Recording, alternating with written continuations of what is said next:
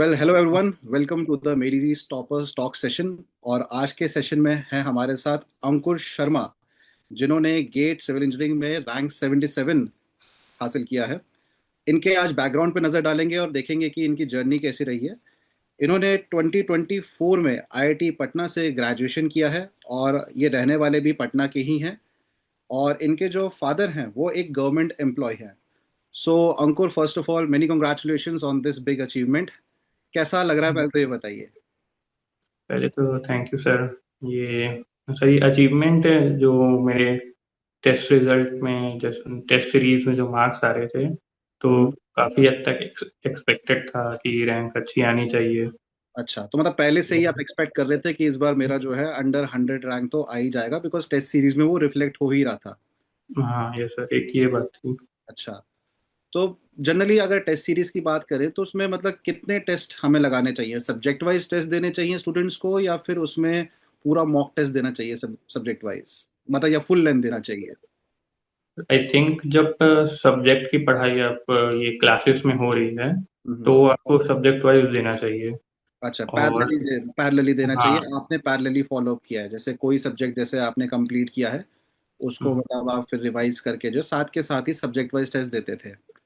हाँ, ये आप साथ में भी दे सकते हैं, या कोई दूसरा सब्जेक्ट चल रहा है और आप दूसरे सब्जेक्ट का टेस्ट दें, तो वो थोड़ा ज़्यादा बेनिफिशियल है, क्योंकि वो दो सब्जेक्ट साथ में आपका रिवाइज होता है। ओके, तो आपने पहले भी गेट के लिए अपियर हुए हैं? हाँ, 2025 में अपीयर भी हुआ था।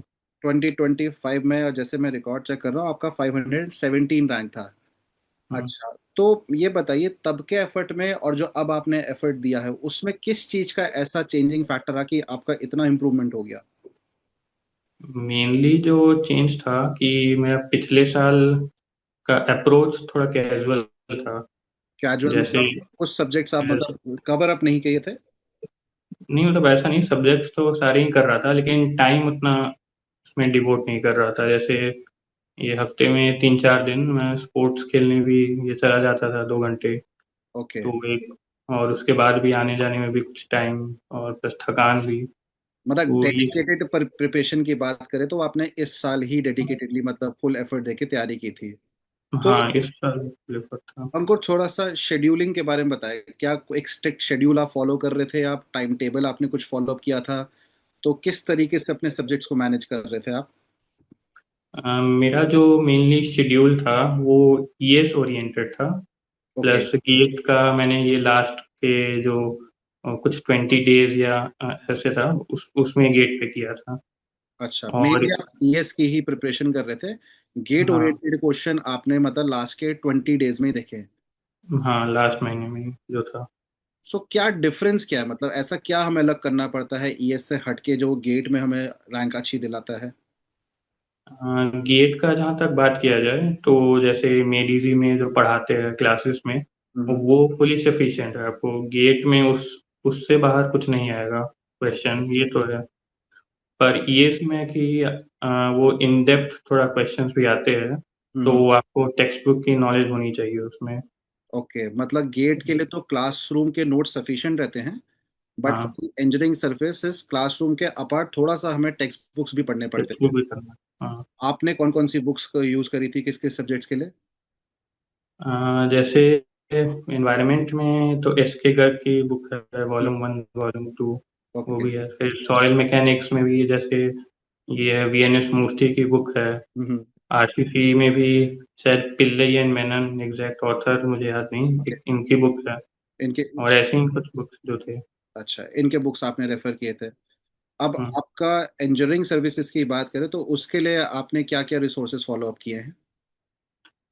इंजीनियरिंग रिसोर्सेज के लिए जैसे ये मैंने क्लासेस तो लिया ही था, ये गेट और ईएससी वाला। तो आपने कहा उससे तो 2024 बैच में थे आप मेडीजी के एडमिशन? 2024, हाँ। कौन से सेंटर में?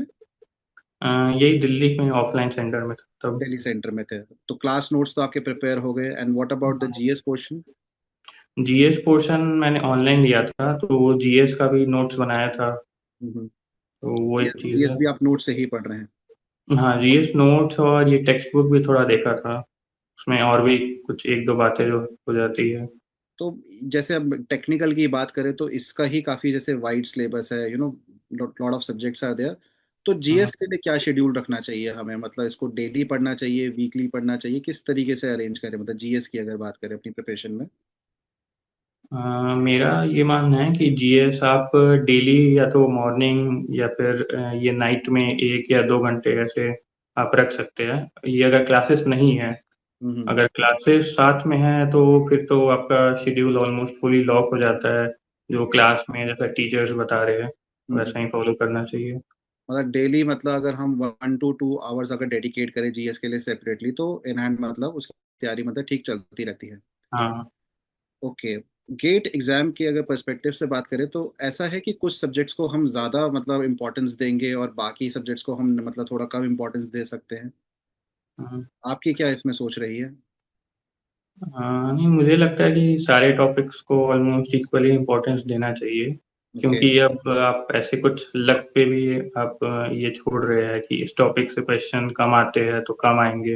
हम्म। जैसे शायद पिछले साल मैंने प्रिपरेशन के टाइम ये लेसी स्कावर डेप्थ का क्वेश्चन आया था, हम्म। जो और पिछले 5-6 साल में नहीं आया था, ओके। तो मैं उसको स्किप कर दिया था। ओके। तो पर वो उसी साल आ गया। तो हम्म। वही लक की बात है कि तो कोई चीज़ स्किप नहीं करना चाहिए। मतलब आपके हिसाब से थॉरोली प्रिपेयर करना ही चाहिए, क्योंकि अगर गेट नहीं तो और भी जैसे आप एग्जाम्स लिख रहे हैं, ईएस लिख रहे हैं, उसमें तो कहीं ना कहीं वैसे भी वो सिलेबस का पार्ट है तो वो आ ही जाता है। मतलब आपने हम्म। कुछ स्पेसिफिक एरियाज को ऐसे टारगेट नहीं किया, आपने थॉरोली अच्छे से ही प्रिपेयर किया था। हम्म। अब गेट का एग्जाम जैसे 3 घंटे का रहता है, तो आपने कुछ इसमें अप्रोच लगाई थी कि मेरा इतने घंटे में इतना पोर्शन कवर अप हो जाना चाहिए, रिवीजन के लिए इसमें अलग सा टाइम निकलना चाहिए? कैसे वो 3 घंटे का टाइम मैनेजमेंट करते हैं आप?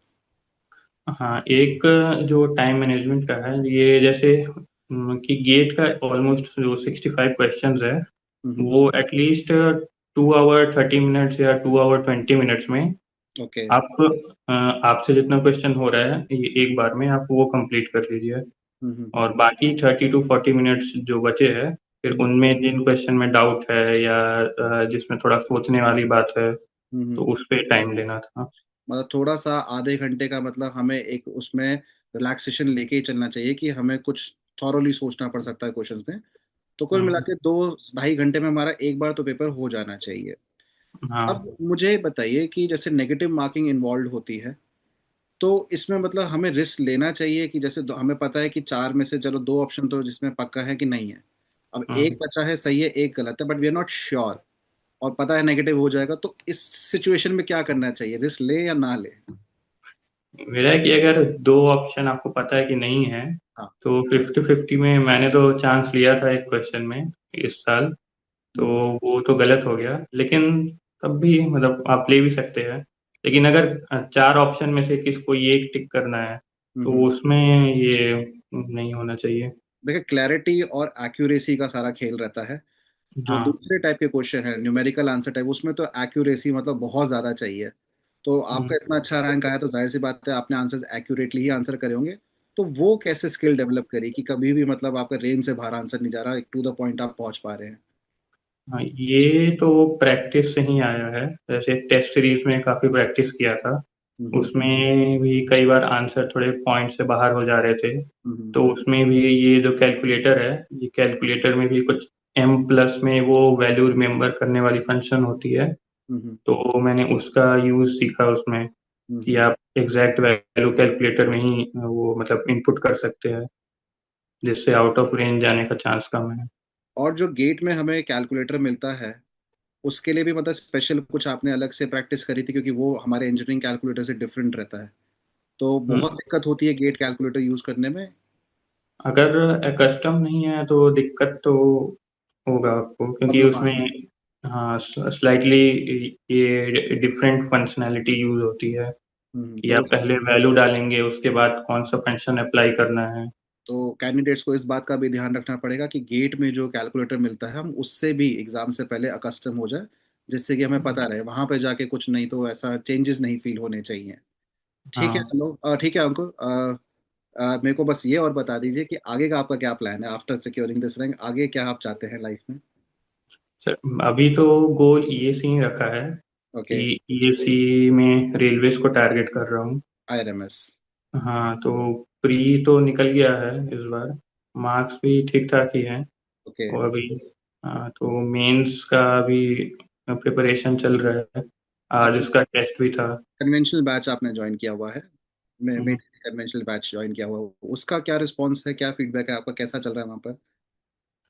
उसमें क्वेश्चंस जो है उसमें काफी वैरायटी के क्वेश्चंस तो आपको सॉल्व करवा ही देते हैं कि हम्म, मतलब एटलीस्ट 100 to 150 क्वेश्चन, वो भी काफी डिफरेंट टाइप के, जिसमें सारे कंसेप्ट इन्वॉल्व है, वो हम्म। सब हो जाते हैं प्रैक्टिस। चलिए ठीक है। So Ankur, that will be all. Thank you very much for your time and all the best for your future endeavours. I hope ईएस के बाद भी हम इसी तरीके से मिलेंगे और आपसे आगे की बातें भी जानेंगे। Thank you sir. All the best.